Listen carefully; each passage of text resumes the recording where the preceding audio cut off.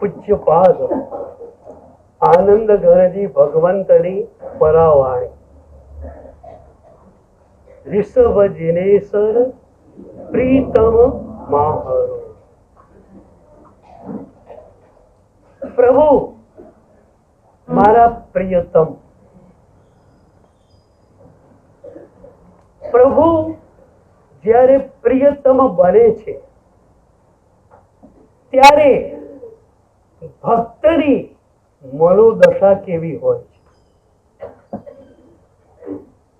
તમારે તો એ જાણવું બહુ જરૂરી છે. કારણ પ્રભુને પ્રિયતમ આપણે બનાવવા જ છે. તો એ ભક્તોના મનની ભાવ દશા કેવી હતી જ્યારે પ્રભુ પ્રિયતમ થઈ ગયા. જંબુ વિજય મહારાજ સાહેબ આપણા યુગના ભક્તિ યોગાચાર્ય સાહેબ એકવાર શંખેશ્વરમાં હતા.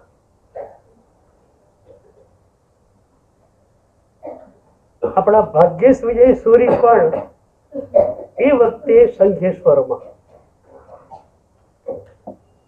એ વખતે જંબુ વિજય મહારાજ સાહેબે ભાગ્યેશ વિજયને કહ્યું કે ભાગ્યેશ વિજય, અમદાવાદથી એક મહાત્મા આવવાના છે.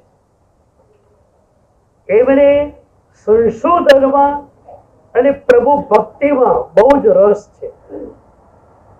મારે એમને મળવું છે.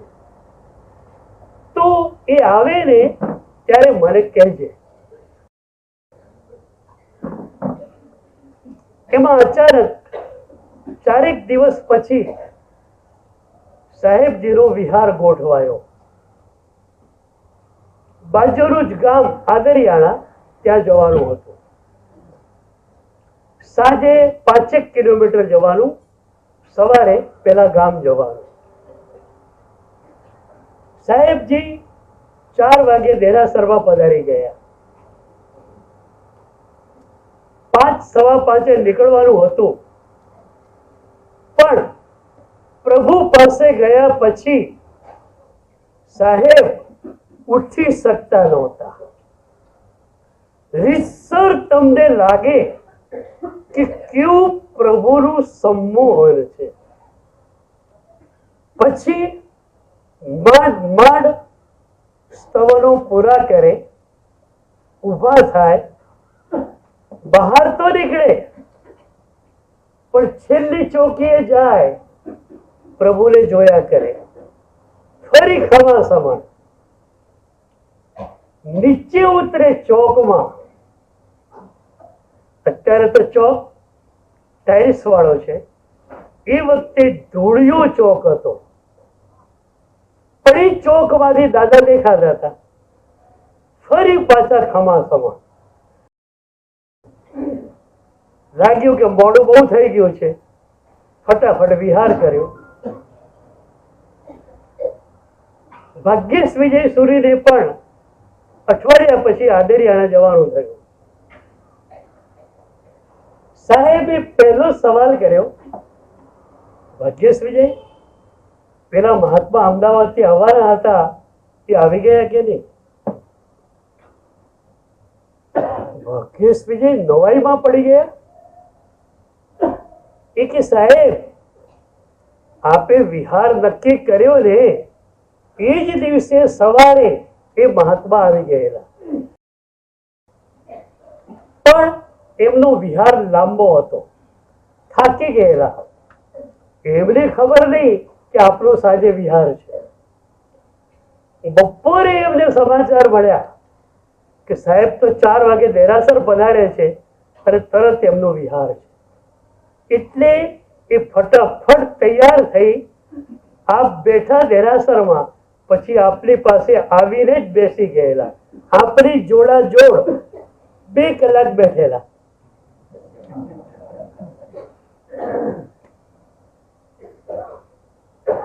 ત્યારે જંબુજી મહારાજ સાહેબ કહે છે, અચ્છા એવું હતું? તો પૂછે છે ભાગ્યેશ વિજય સાહેબ, 2 કલાક આપણી જોડે બેઠેલા, આપણે ખ્યાલ નથી? ત્યારે એમણે કહ્યું, ભાગ્યેશ વિજય, શંખેશ્વર દાદો મારો હાજરા હજુર સામે બિરાજમાન હતો ત્યારે બાજુમાં મારી નજર જાય ખરી?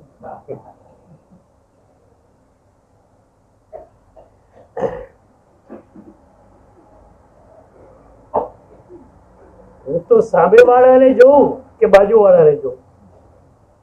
તમે કોને છો?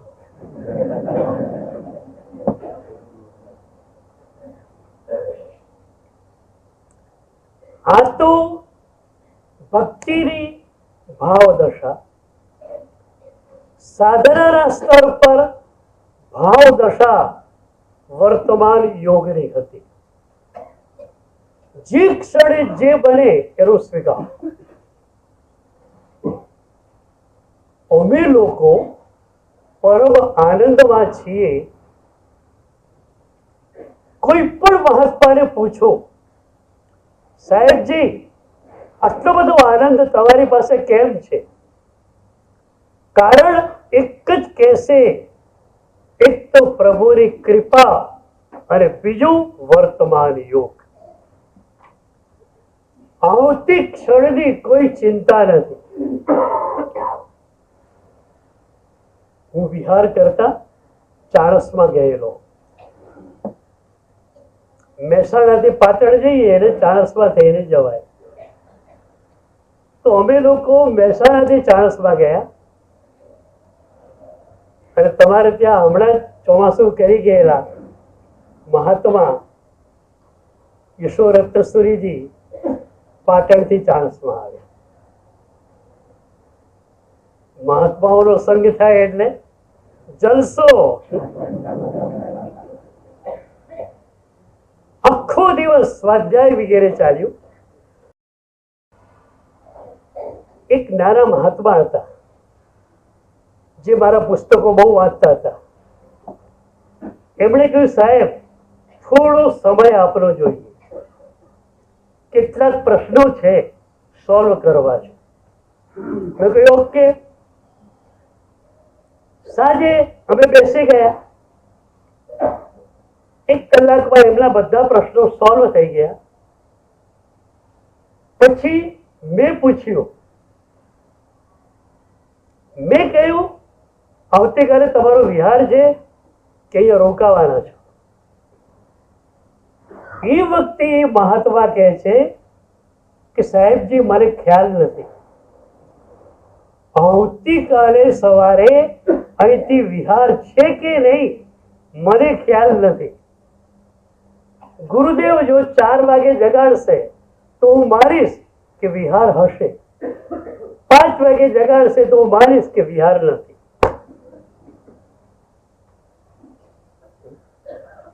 આવતી ક્ષણ માટે પણ એ અપ્રતિબદ્ધ, ટોટલી અનકમિટેડ. મારા 4-5 વર્ષના કાર્યક્રમો નક્કી છે. 4-5 વર્ષના તો એકદમ ફિક્સ થયેલા. એ પછીના પણ ચોમાસા 5-7 નક્કી થયેલા છે. પણ હું વર્તમાન યોગનો માણસ છું. અને એટલે જ જ્યારે ચાતુર્માસની જય બોલાય ને ત્યારે અમે કહીએ છીએ, જેવી ક્ષેત્ર સ્પર્શના, જેવું જ્ઞાની એ જ્ઞાનમાં જોયું હશે એમ બનશે. ગોરેગામમાં એ જ થયું.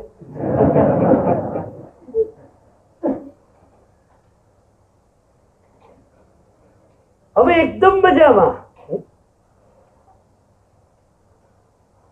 ગોરેગામ આવવાનું ન થયું એનો રંજ ન હોય, આવવાનું થયું એનો આનંદ ન હોય. બસ એક સરખી ધારા ચાલ્યા કરે. તમને મારે વર્તમાન યોગની ભેટ આપવી છે. ભૂતકાળ ગયો, બોલો જે ઘટના ઘટી ગઈ.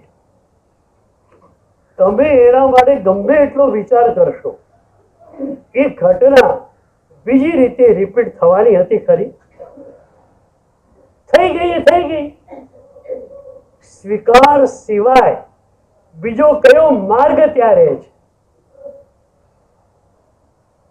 તમારા 99% સંઘર્ષો ભૂતકાળની ઘટનાઓ સાથે જોડાયેલા છે. આ આમ કેમ થયું, આણે આમ કેમ કર્યું, થવાનું જ હતું. આપણે ત્યાં બે ધારા છે. ભક્તિની ધારા જોઈએ તો મેં પહેલા કહ્યું તો એમ, અનંત કેવલ જ્ઞાની ભગવંતોએ જ્ઞાનમાં જોયું છે તેમ બન્યા કરે. અને સાધનાની ધારા જોઈએ તો ક્રમબદ્ધ પર્યાય. જે પર્યાય જે ક્ષણે ઉદયમાં આવવાનો છે એ જ ક્ષણે ઉદયમાં આવવાનો છે.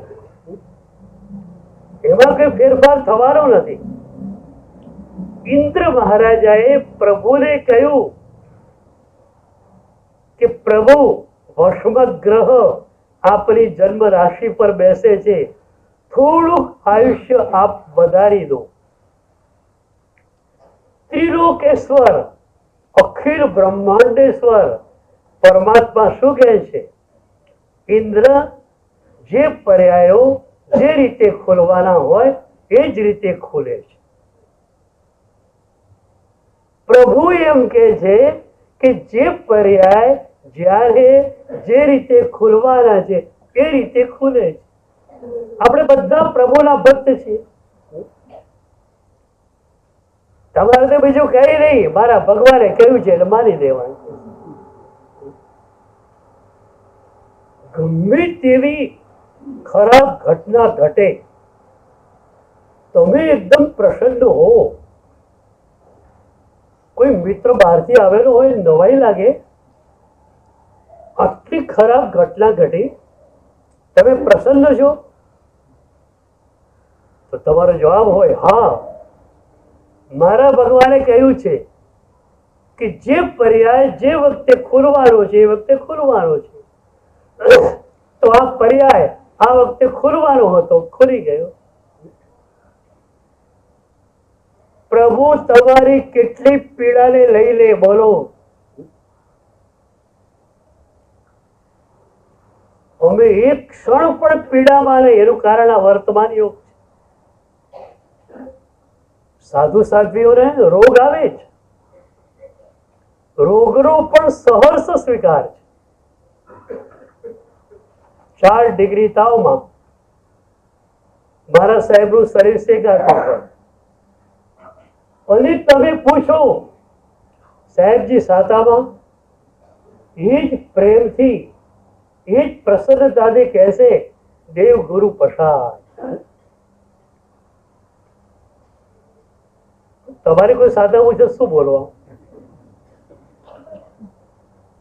તમારી સાતા કોઈ પૂછે તો જવાબમાં શું કહો? લક્ષ્મીજી પસાય, દેવગુરુ પસાય તમે કહો ને. તમે કહેવાના આજ દેવ ગુરુ પસાય. અને બહુ મજાની વાત છે કે જે પણ સાતા, જે પણ સુખ, જે પણ આનંદ તમને મળે એ માત્ર ને માત્ર પ્રભુ અને સદગુરુની કૃપાથી જ મળે. એક શ્રદ્ધા આ જો બરોબર જામી જાય કે પ્રભુની કૃપા, સદગુરુની કૃપા છે, હું મજામાં છું, આનંદમાં છું. પ્રભુનો ભક્ત ક્યારે પણ ઉદાસ બને નહીં. સ્તવનામાં કહ્યું, ગઈ દીનતા સબ ही हमारी, प्रभु तुझ सब कित दान. શું પ્યારા શબ્દો આવ્યા. ગઈ દીનતા સબ ही हमारी, प्रभु तुझ सब कित दान. જે ક્ષણે પ્રભુ તારું સમ્યક તો મળ્યું, એક ક્ષણે દીનતા ગઈ, પીડા ગઈ. કેમ? સમ્યક દર્શન મળ્યું એટલે પ્રભુ પર શ્રદ્ધા આવી, પ્રભુના વચનો પર શ્રદ્ધા આવી. મારા પ્રભુ કહે છે કે જે ક્ષણે જે ઘટવાનું છે એ ઘટવાનું જ છે, તો પછી મારે એનો સ્વીકાર કરી લેવાનો. એક પ્રભુના વચન પરની શ્રદ્ધા તમને પણ એવર ફ્રેશ, એવર ગ્રીન બનાવી દે. ધંધામાં મંદી આવી તો પણ સ્વીકાર. આપણે ત્યાં છે ને મહાપુરુષો હતા, ગીતાર્થ હોય તો ગુરુની આજ્ઞાથી એકલા પણ રહેતા હોય, અને એ મહાપુરુષો માસક શ્રવણ પર માસક શ્રવણ કરતા હોય. 31મા દિવસે મધ્યાહને ગોચરીએ નીકળે અને એમાં પણ કોમ્પ્રોમાઇઝેશન નહીં, નિર્દોષ ભિક્ષા મળે તો જ લેવાની. એ ઓરવા માટે જાય. ગોચરી નિર્દોષ મળી જાય તો કહેતા કે ચાલો સાધનાની વૃદ્ધિ, આહાર દ્વારા શરીરને પોષણ મળશે અને શરીરની પુષ્ટિ દ્વારા મારી સાધના આગળ વધશે. અને જો આહાર ન મળે તો કહેતા તપો વૃદ્ધિ. આ બે સૂત્ર યાદ રહી ગયા, બરોબર? ઓફિસે ગયા, કમાણી થઈ તો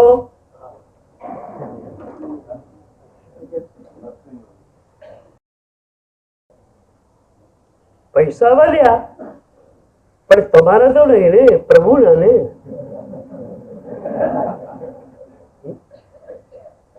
પૈસા વધ્યા ખરા, પણ કોના? પ્રભુના ને. એટલે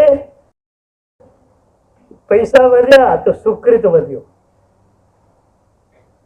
અને કમાણી ન થઈ તો સૂત્ર બદલી દેવાનું. સારું થયું, વધારે પડતો મોહ, આસક્તિ નહીં થાય.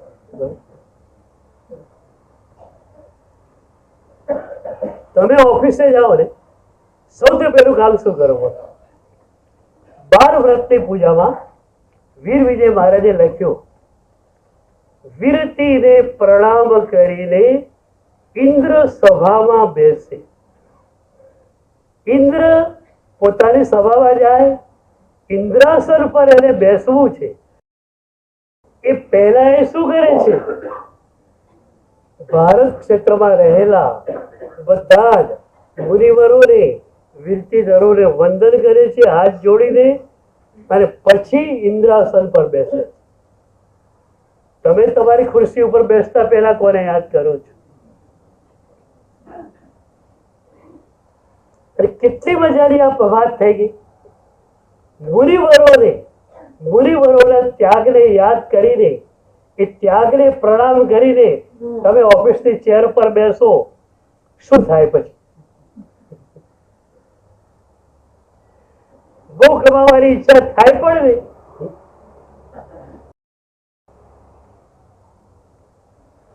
તો પૈસા મળ્યા, પણ માલિકિયત કોની?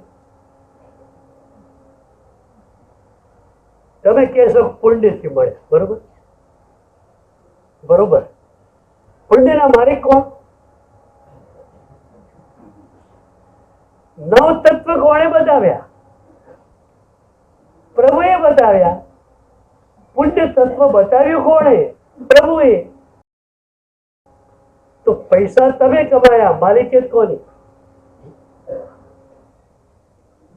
મેનેજર કમાય, પણ મેનેજરે તો મહિને કેટલું મળે?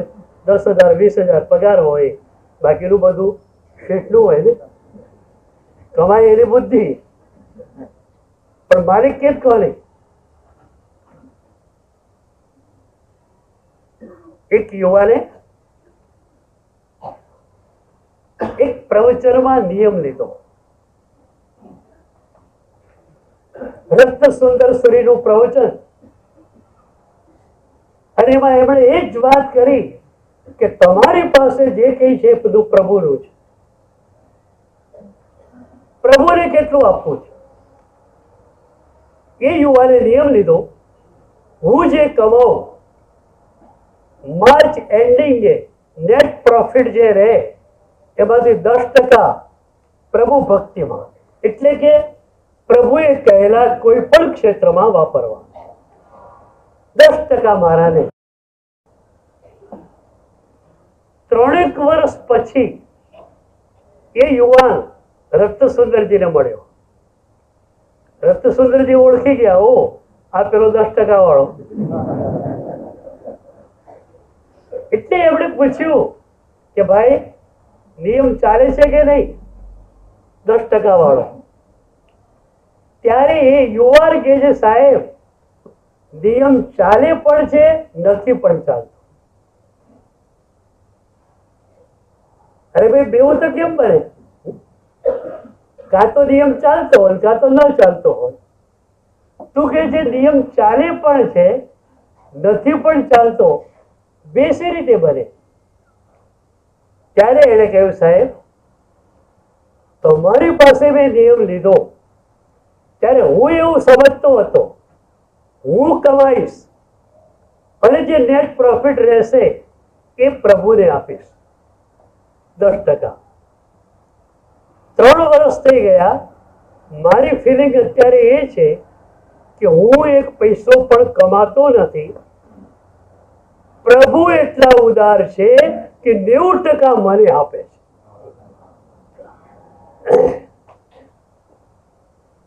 પહેલા હું કમાતો હતો એની સ્પીડ ક્યાં, અને આપણી પાસેથી નિયમ લીધો પછી જે નેટ પ્રોફિટ વધ્યો છે જેની કોઈ સીમા નથી. એટલે અત્યારે હું માનું છું કે હું કમાતો નથી, પ્રભુ મને 90% આપી રહ્યા છે. પ્રભુને 10% આપું છું એવું ભાવ નથી, એટલે કહું છું કે નિયમ ચાલુ નથી.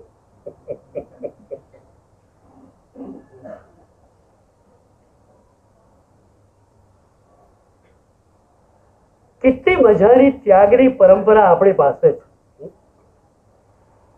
હું એક ગામમાં ગયેલો, વિહારનું ધામ હતું. 8 મહિના વિહાર ચાલતો હોય. એ ભાઈ મારા પરિચિત હતા.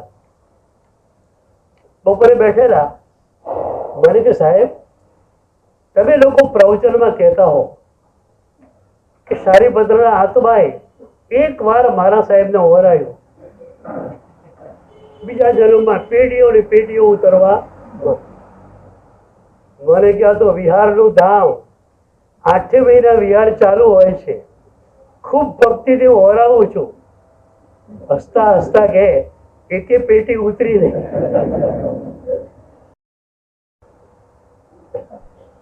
એ વખતે મેં એને કહ્યું કે બોલ તારે સારીભદ્ર બનવું છે, તારે બનાવી દો.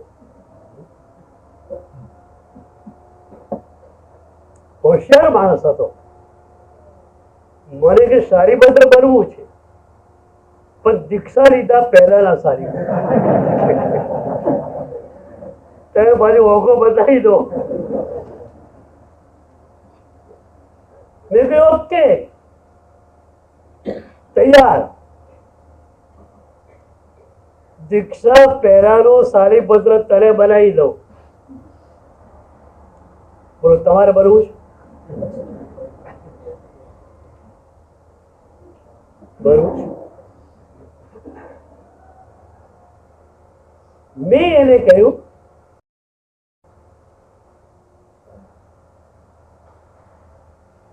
કે સારીભદ્રની આંગણે એકવાર શ્રેણિક મહારાજા પધાર્યા.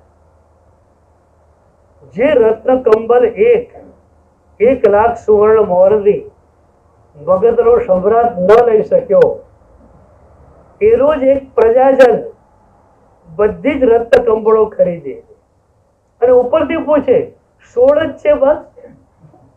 ભદ્રા માતાએ પૂછેલું રત્ન કંબળ વાળાને 16 જ છે તારી પાસે? મારી પુત્ર વધુઓ તો 32 છે, પણ કઈ નહીં, 16 દુ 32, એકના 2 ટુકડા કરી નાખ્યા. પણ એ પુત્ર વધુઓએ પગ લૂછી લૂછી ગટરમાં બધી ફેંકી દીધી. આ સમાચાર શ્રેણીક મહારાજાને મળ્યા. એમને થયું કે મારા નગરની પ્રતિષ્ઠા આણે રાખી, એ તો એ રત્ન કંબળ વાળો બહાર ગયો હોત તો કે શું આ નગરી રાજગૃહી એક જણો મારી સાલ લેવા વાળો ના નીકળ્યો, પણ આ માણસે મારી મારી નગરની પ્રતિષ્ઠા રાખી. શ્રેણીક મહારાજા આવ્યા, ભદ્રા માતાએ સત્કાર કર્યો, શારીભદ્ર પણ આવ્યા, થોડીક પ્રસાદી તો લો, કંઈક નાસ્તો. શ્રેણીક મહારાજે હા પાડી, વોશ બેસિનમાં હાથ ધોયા, હાથ લૂછ્યા, નાસ્તો કર્યો. પછી ખ્યાલ આવ્યો કે એક આંગળીમાંથી વીંટી નીચે પડી ગઈ છે. હમણાં તો હતી તો વોશ બેસિનમાં પડી ગઈ હશે.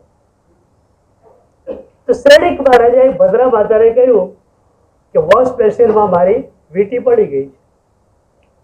તરત દાસીને દોડાવી, વોશ બેસિનનું જોડાણ હોજ સાથે હતું.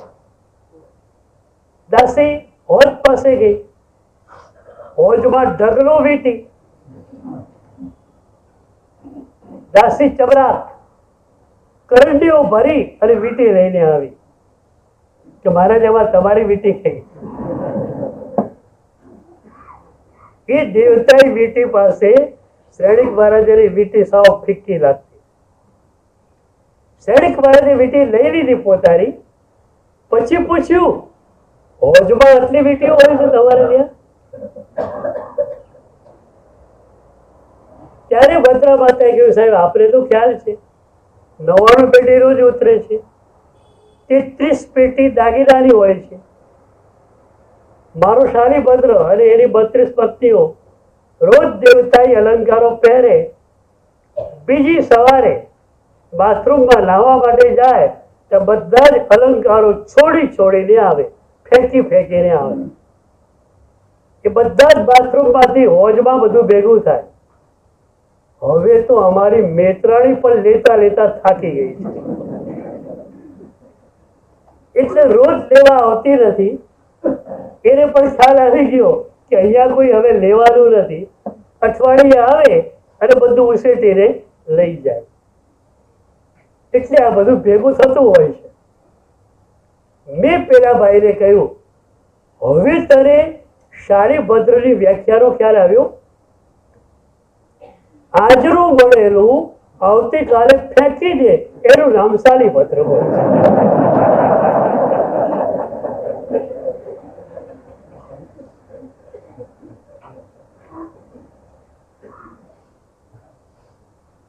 બોલો ભાઈ, બરોબર ને?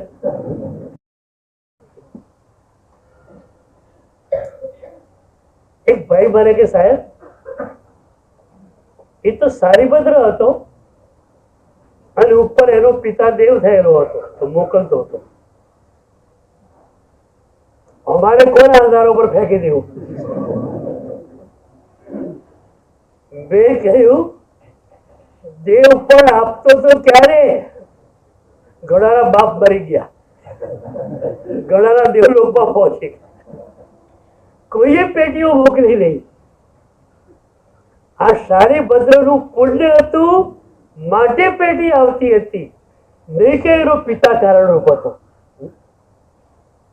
તો શારીભદ્રને પોતાના પુણ્ય ઉપર વિશ્વાસ હતો. આજે ફેંકી દો, કાલે મળવાનું જ છે. તમને તમારા પુણ્ય ઉપર વિશ્વાસ કરો કે નહીં? ચલો, આજે મળેલું કાલે ફેંકી ન શકો. માર્ચ એન્ડિંગે હિસાબ કર્યો, ખાધું પીધું ખર્ચ્યું તમારું. હવે જે બધું એ પણ નહીં. તો એમાંથી કેટલા પર્સન્ટેજ એ બોલો?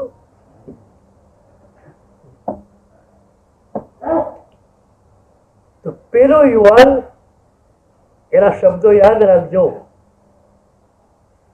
પ્રભુ મને 90% આપે છે,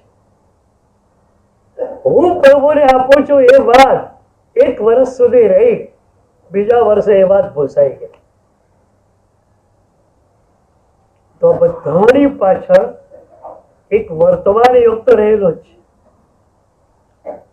ભૂતકાળનો વિચાર કરવો નથી.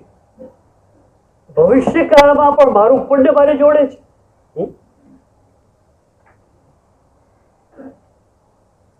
આજે તો લોકોને પૈસા ક્યાં રાખવા એની મુશ્કેલી. તમે તો હજુ આરામથી સુવો છો, પણ અબજોપતિ હોય ને રાત્રે ઊંઘ પણ ના આવે. આમ કોલબેલ વાગે ને, આઈટી વાળા આવ્યા છે, ઈડી વાળા આવ્યા, કાં તો આઈટી વાળા કાં તો ઈડી વાળા.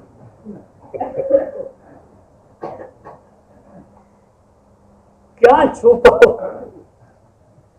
એ લોકોની મુશ્કેલી એ છે કે છુપાવવું ક્યાં સારું. એક રેડ પડશે અને એક જગ્યાએ નહીં, એક સાથે 25 જગ્યાએ રેડ પાડી નાખશે. છુપાવવું ક્યાં? તો ભેગું શું કરો કે આરામથી ખા પીને મજા કે. હવે એટલું વધારાનું રાખે અને 2 નંબરનું રાખે. ખાઈ પણ શકે નહીં આરામથી, સુઈ પણ શકે નહીં આરામથી. એ પૈસા શું કરવાનો? બોલ.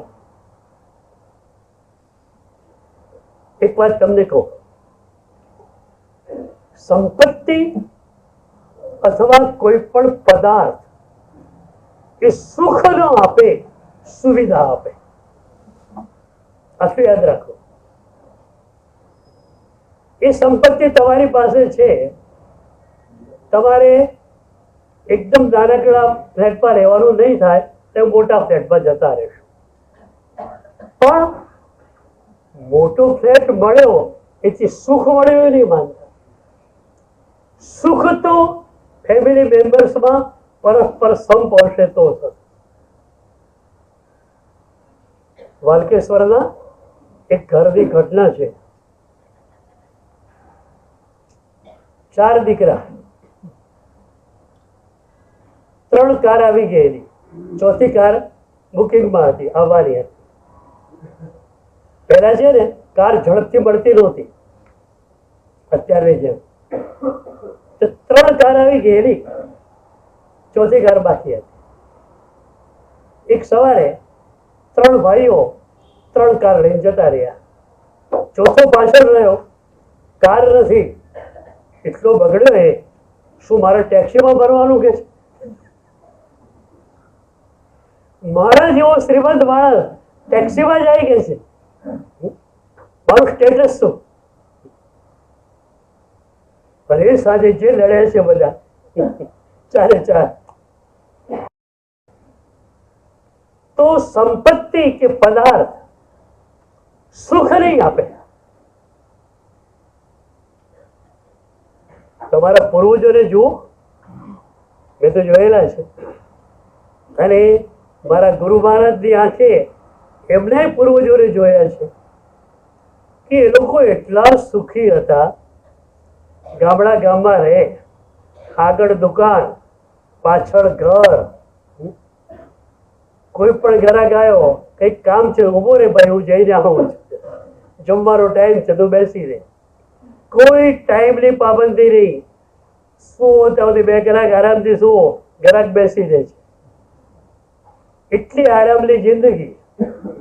સંપત્તિ કેટલી હોય એટલી. એ જમાનામાં 25-50 હજાર હોય ત્યારે તો બહુ સુખી માણસ ગણાય. લખપતિ બન્યો તો ઓહો, લખપતિ છે અમારા ગામમાં.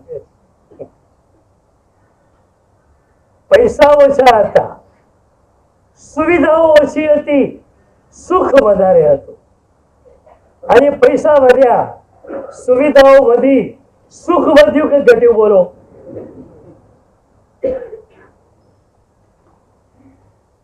તમારે શું જોઈએ એ કહો. કોઈ પણ માણસની ઈચ્છા એ જ હોય, સુખી બનવું છે. આપણે ત્યાં એક સરસ મજાની કથા આવે છે. એક ગામડામાં એક માણસ હતો, ઝૂંપડામાં રહેતો, ખાવા માટે ભીખ માગીને ખાઈ લે. કંટાળી ગયો કે આવું જીવન હોય. એમાં એને સમાચાર મળ્યા કે એક દેવ જંગલમાં છે અને પ્રત્યક્ષ છે. એમની આરાધના કરીએ, દેવ પ્રસન્ન થાય, વરદાન આપે અને આપણે વરદાન માગી લઈએ, જિંદગીનું સુખ મળી જાય. એ જંગલમાં ગયો, 3 દિવસ ભૂખ્યો રહ્યો. દેવ પ્રસન્ન થયા, માગ માગ તારે શું જોઈએ. એ વખતે પેલો વિચારવો પડી ગયો કે શું માગવું. પેલા તો પૈસા માગી લો, પૈસા માગી લો, તબિયત બરોબર ન રહે તો શું કરવાનું. પૈસા અને તબિયત બે સારી માગી લો, પણ ઉંમર બરોબર ન હોય તો એ પણ માગી લો. ગામમાં પ્રતિષ્ઠા ન હોય તો પૈસાને શું બચકા ભરવાના. એટલે એને થોડો વિચાર કરવો પડશે. દેવને એને કહ્યું 15 દિવસની મુદત મને આપો. પછી એને એક કામ કર્યું. ગામમાં જે નંબર 1 નંબર 2 ગણાય એ બધાની મુલાકાત લેવાની શરૂ કરી. બાજુમાં એક શહેર પણ હતું, શહેરમાં પહોંચી ગયો. શહેરમાં ગયો, એક મોટી પેઢી, એ શેઠનું ઘર જોયું, 7 માળની હવેલી. ઘરે પણ એકદમ સરસ મજાનું, પેઢી પણ મોટી, 25-50 તો મુનિમો કામ કરે. શેઠ ખાલી ગાડી તકે બેઠેલા. લાગ્યું કે સુખી માણસ. ઓટલે બેઠેલો. એ જમાનાના શ્રેષ્ઠીઓ પણ કેવા હતા, બહુ ભલા. એમણે આને બોલાયો, ભાઈ અહીંયા તારે કે જોઈએ છે, જમવું હોય તો જમવાનું કરાવી દઉં, તારે કે પૈસા પૈસા જોઈએ છે, જોઈતા હોય તો મને કહી દે. પેલું કે સાહેબ ગઈકાલે કહી દેવું તો બધું માગે, હવે કે માગું એમ નથી. મને દેવનું વરદાન મળ્યું છે, એટલે મારે તમને પૂછવું છે કે તમે સુખી છો ને તો તમારા જેવું રેડીમેડ સુખ માગી લો. તમારું ઘર સરસ, દીકરાઓ રમતા જોયા ઘરે, તમારી તબિયત સારી લાગે છે, 5માં તમે પૂછાવો છો, બધી રીતે તમે સુખી લાગો છો, તો તમારા જેવું સુખ માગી લો. શેઠને ખબર પડી કે દેવ રાજી થયા છે. ના ના કે છે, મારા જેવું માગતો નહીં કે છે. કેમ? એ જમાના ઉપર ડાયાબિટીસ તો હતું, એને બધું પ્રમેય કહેતા.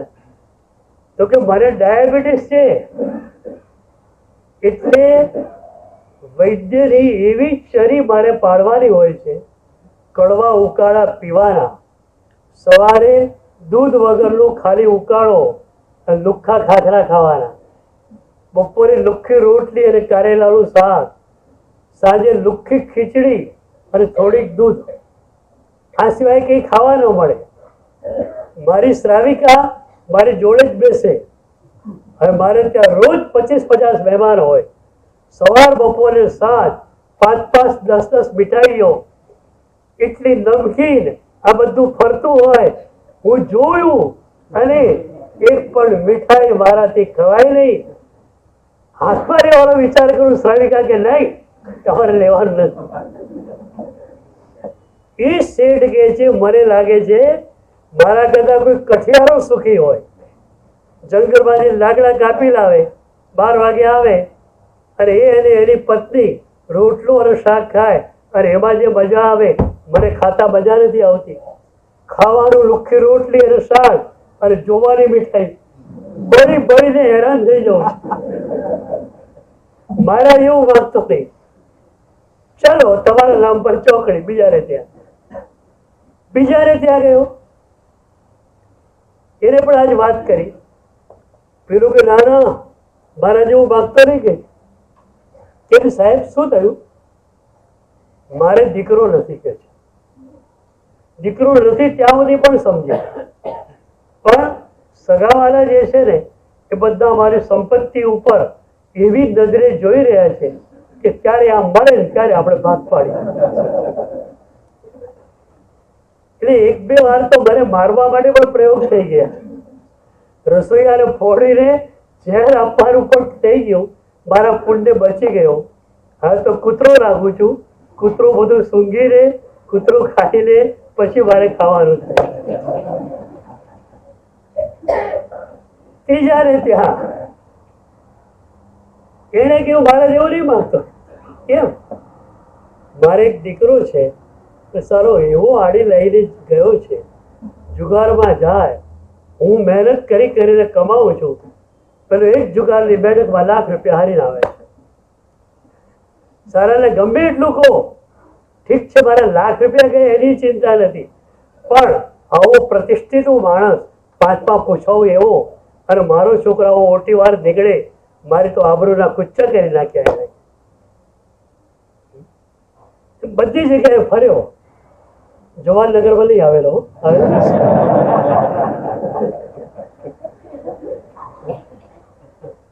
નતો આવ્યો.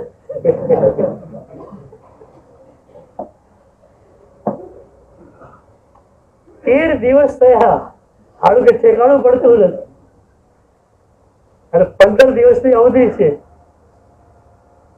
આ શહેરમાં લગભગ બધા જોવાઈ ગયા. બાજુમાં શહેર હતું, ચલો ત્યાં જઈએ.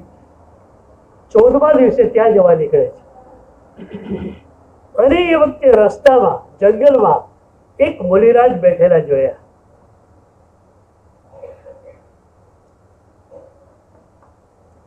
એ જૈન ધર્મને સમજતો નથી, બિચારાને હિન્દુ ધર્મ શું એ પણ ખબર નથી. પણ એને જોતા લાગ્યું કે માણસ શ્રીમંત છે. આનો ચહેરો કે છે, કારણ કે ઘણા બધા ચહેરા જોઈ લીધા, આ માણસ બહુ સુખી લાગે છે. બેસી ગયો. મારા સાહેબ ધ્યાનમાંથી બહાર આવ્યા. મારા સાહેબ તમે સુખી છો? સાહેબ કે પરમ સુખી છું. લાગે જ છે તમારા ચહેરા ઉપર. સારા આટલાના ચહેરા જોયા, પણ તમારા ચહેરા જેવું સુખ જોવા નહીં મળે. એને દેખાડું, તમને દેખાય છે.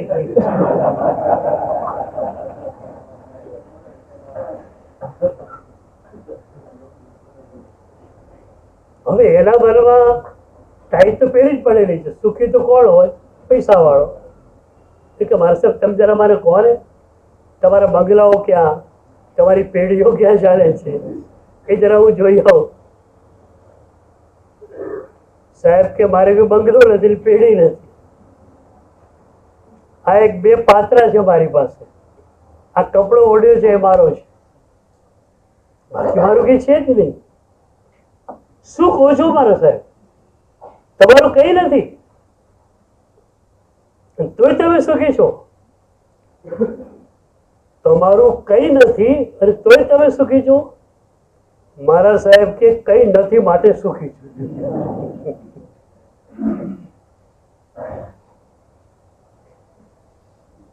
અને એને ઘેર બેસી ગઈ. સારું, જેની પાસે હતું દુઃખી હતા, તો જેની પાસે ન હોય સુખી હોય. સમીકરણ બરોબર બેસાડ્યું ને? જેની પાસે લાખો કરોડો હતા બધા દુઃખી છે, જેની પાસે કઈ ના હોય એ સુખી હોય.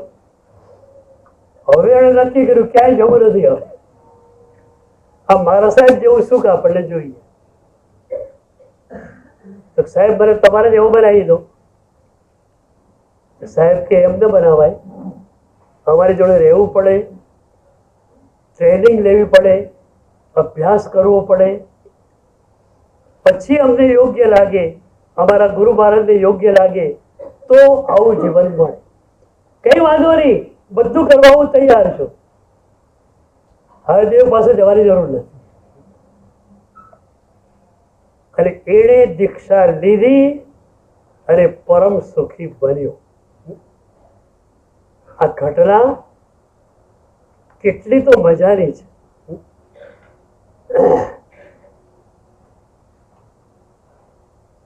એને પહેલી વાર મારા સાહેબ જોયા અને લાગી ગયો કે છે ખરેખર સુખી માણસ. પહેલા ત્યારે શું લાગેલું કે સુખી માણસોના તરંગો ઘણા હોય છે, એટલે સુખી માણસો છે ને સાદા કપડાં પહેરી જંગલમાં ફરવા નીકળે, એમ આ બી સાદા કપડાં પહેરીને જંગલમાં ફરવા નીકળ્યા. બાકી તો બંગલો ને પેઢી ને બધું ઘણું હશે, પણ ખબર પડી કે કઈ નથી. છતાં સુખી છે, ત્યારે એને સમીકરણ બેસી ગયું કે જેની પાસે છે એ દુઃખી છે, તો જેની પાસે નથી એ સુખી હોય. તમને બેસી ગયું સમીકરણ? બેસી ગયું ભાઈ? ભલે ત્યાં છો, અનિવાર્ય અનિષ્ટ રૂપે તમારે સંપત્તિ જોઈશે, પણ તમે નક્કી કરી શકશો કેટલી જોઈએ છે. એક ફ્યુચર પ્લાનિંગ તમારી પાસે હશે. સુરતમાં મને એક ભાઈ મળેલા, વાવ પથકના અગ્રણી હતા. એમણે મને બહુ સરસ વાત કરી. ઉંમર તો ખાલી 50ની જ હતી. મને કે સાહેબ, ઇનફ ઇઝ ઇનફ. પોશ એરિયામાં સારા ફ્લેટો છે, દીકરાઓ પણ સારું કમાય છે. હવે હું ભેગું કર્યા જ કરું તો નોંધ આવવાનું જ નથી. પણ આપ બધાના વચનો સાંભળ્યા છે, સંતોષ છે. 2 વર્ષમાં બધું જ જે વાઇન્ડઅપ હું કરી રહ્યો છું, બધું જ દીકરાને સોંપી રહ્યો છું. પછી માત્ર પ્રભુ શાસનની સેવા. એક ફ્યુચર પ્લાનિંગ હતું. દીકરાઓ તૈયાર થાય છે, દીકરાઓને સોંપી દઉં હું પ્રભુ શાસન માટે. દીક્ષા લેવાય તો નંબર 1, દીક્ષા નથી લઈ શકાતી તો પણ શાસનની તમારી સેવાની કેટલી જરૂર છે. કેટલા તીર્થોની અંદર કેટલા ગેરવહીવટો ચાલે છે, કારણ કે માણસોને આધારે ચલાવવાનું હોય. આવા પ્રતિષ્ઠિત માણસો સેવા માટે મળી જાય તો એમને જીર શાસનની સેવાનો લાભ મળે અને શાસનની અંદર સુવ્યવસ્થા સચવાય. એટલે એક ફ્યુચર પ્લાનિંગ કરવાનું, બરોબર?